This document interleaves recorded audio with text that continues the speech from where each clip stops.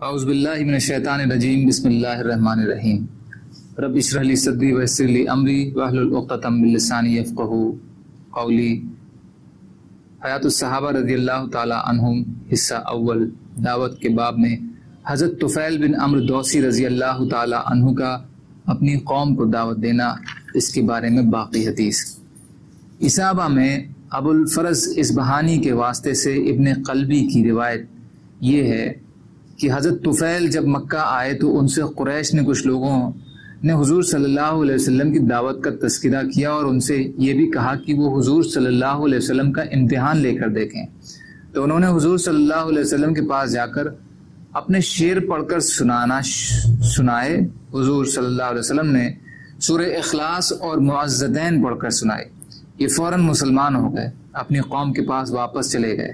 پھر کوڑے میں نور کے ظاہر ہونے کا قصہ بھی ذکر کیا۔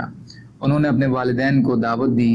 والد تو مسلمان ہو گئے لیکن والدہ نہیں ہوئیں، اور انہوں نے اپنی قوم کو دعوت دی، جن میں سے صرف حضرت ابو ہریرہ رضی اللہ تعالی عنہ نے ان کی دعوت کو قبول کیا۔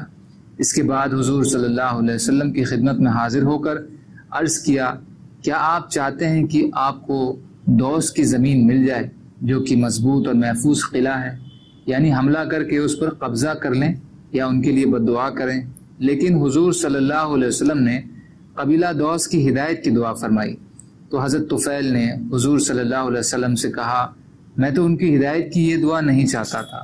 حضور صلی اللہ علیہ وسلم نے فرمایا، ان میں تیرے جیسے بہت سارے ہیں۔ راوی کہتے ہیں کہ حضرت جندب بن عمرو بن حمہ بن عوف دوسی رضی اللہ تعالیٰ عنہ زمانہ جاہلیت میں کہا کرتے تھے کہ اس مخلوق کا کوئی نہ کوئی خالق ضرور ہے، لیکن وہ کون ہے یہ میں نہیں جانتا۔ جب انہوں نے حضور صلی اللہ علیہ وسلم کی خبر سنی تو اپنی قوم کے 75 آدمیوں کو لے کر چل پڑے اور حضور اکرم صلی اللہ علیہ وسلم کی خدمت میں حاضر ہو کر خود بھی مسلمان ہوئے اور ان کے ساتھی بھی مسلمان ہوئے۔ حضرت ابو ہریرہ رضی اللہ تعالیٰ عنہ فرماتے ہیں کہ حضرت جندب ایک آدمی کو حضور اکرم صلی اللہ علیہ وسلم کی خدمت میں مسلمان ہونے کے لیے پیش کرتے جاتے تھے۔ حضرت علی رضی اللہ تعالی عنہ کا قبیلہ ہمدان کو دعوت دینا اور حضرت خالد بن ولید رضی اللہ تعالی عنہ کا بنو حارث بن کعب کو دعوت دینا اور حضرت ابو امامہ رضی اللہ تعالی عنہ کا اپنی قوم کو دعوت دینا، یہ سب پہلے گزر چکا ہے۔ صحابہ کرام رضی اللہ تعالی عنہ کا افراد اور جماعت کو دعوت دینے کے لیے بھیجنا۔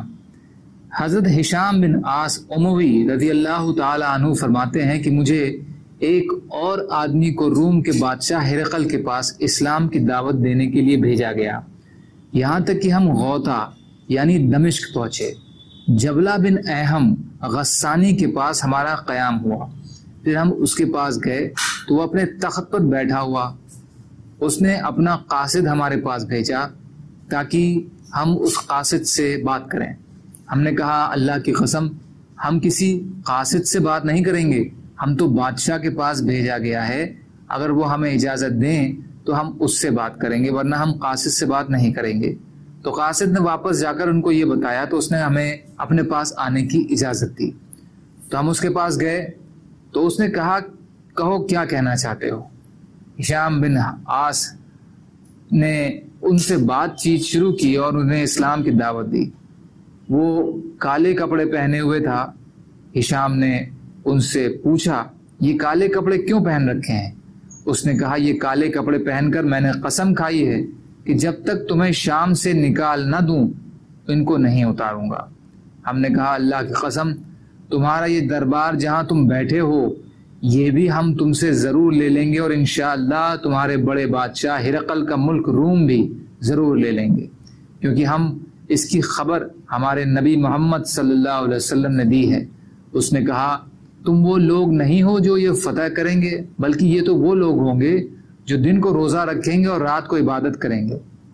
اور آگے ایک لمبی حدیث ہے جسے تائیدات غیبیہ کے باب میں آئے گی۔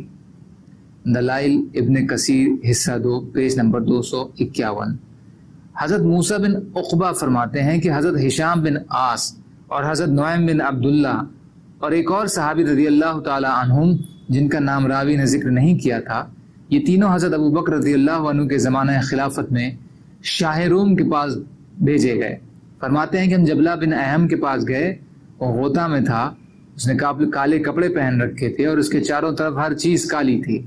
اس نے کہا اے ہشام بات کرو، تو حضرت ہشام رضی اللہ عنہ نے اس سے بات کی اور اسے اللہ کی طرف دعوت دی۔ اس کے بعد کی تفصیل انشاءاللہ آگے آئے گی۔ سبحان اللہ و بحمدہ، سبحانک اللہم و بحمدک، اشہد ان لا الہ الا انت، استغفرک و اتوب الیک۔ سبحان ربک رب العزۃ عما یصفون وسلام علی المرسلین، الحمد للہ رب العالمین، برحمتک یا ارحم الراحمین، لا الہ الا اللہ محمد رسول اللہ۔